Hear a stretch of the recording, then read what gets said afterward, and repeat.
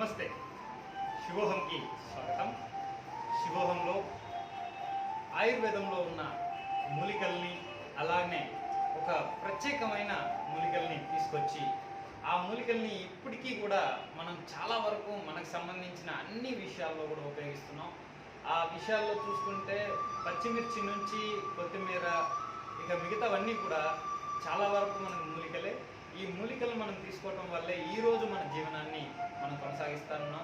అంటే ఆ విధానాన్ని చూసుకుంటే ఆ పూర్తి లెక్కలన్నీ కూడా మనకి వనమాత మాత్రమే ఇస్తుంది. అంటే ఈ భూతల్లి మనకు ఆ ఇది ప్రసాదిస్తుంది.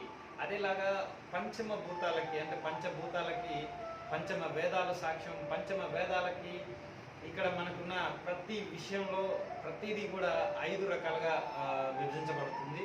ఈ 5 రకాలుగా చూసుకుంటే మన అన్నీ కూడా అంటే మనకు కావాల్సిన ప్రతిదీ కూడా మనకి ఇక్కడ రావాల్సిందే. అంటే ఈ భూమి, ఆకాశం, నీరు, నిప్పు ఇలా ప్రతి దాంట్లోంచి గాలి, ఈ 5 ఖచ్చితంగా మనకు ఉండాల్సిందే. ఆ 5 ఉంటేనే మనం ఇక్కడ బతకగలుగుతాం. ఆ 5కి సంబంధించి ఒక టీకి సంబంధించిన ఒక చమత్కారమైన మాటని నేను మీకు తెలియజేయాలనుకుంటున్నాను. అసలు టీ అనే పదం ఎందుకు వచ్చింది అనే ఇది కూడా మీకు క్లియర్గా చెప్తాను. అయితే మీకున్న ఏ సమస్యలైనా సరే ఒక్కటి పరిష్కారం ఇస్తుంది. అంటే నేను క్లియర్గా చెప్తున్నాను, రండి, ఒక్కటి మీ జీవితాన్ని మార్చేస్తుంది. కామిక